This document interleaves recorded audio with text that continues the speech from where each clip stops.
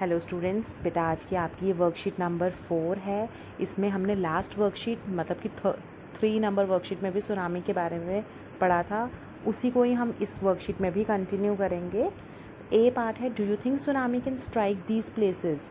आपको इसमें ये बताना है कि आपको लगता है यहाँ पे इन एरियाज़ में सुनामी आ सकती है।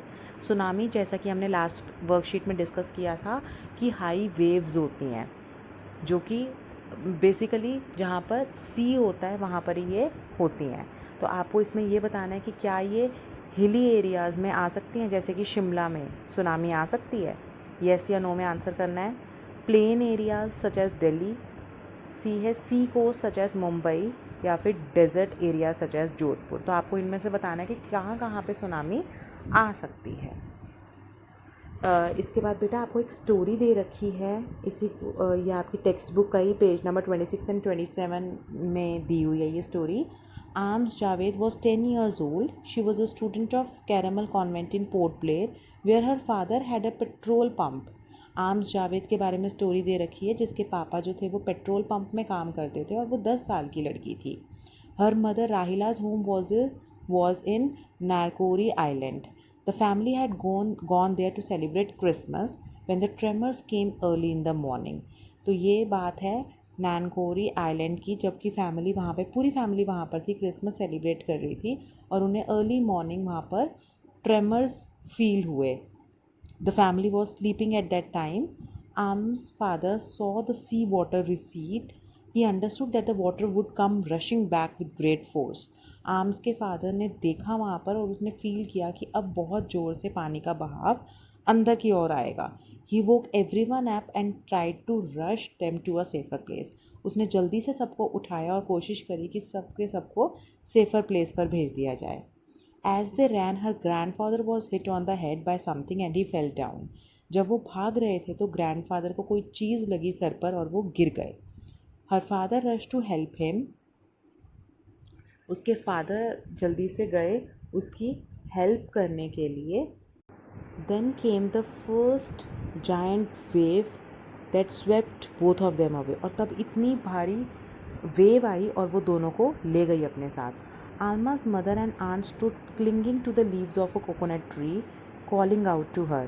आर्म्स के जो ग्रैंड मदर और उसकी जो मदर थी वो कोकोनट ट्री की लीव्स पकड़ के खड़ी हुई थी. A wave uprooted the tree and the two were washed away. इतनी ज़ोर से वेव्स आई कि वेव ने पूरा का पूरा ट्री बहा दिया और वो दोनों भी चले गए.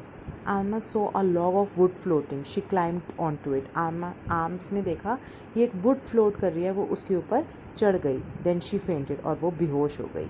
और जब उसे होश आया तो उसने अपने आप को हॉस्पिटल में पाया. From there she was brought to Port Blair. The little girl does not want to talk about the incident with anyone. She is still traumatized. वो छोटी सी लड़की जिसने इतना बड़ा हादसा देखा वो इस बारे में कोई बात नहीं करना चाहती किसी से. वो अभी भी ट्रॉमा में है, मेंटली डिस्टर्ब्ड है इसको देखकर.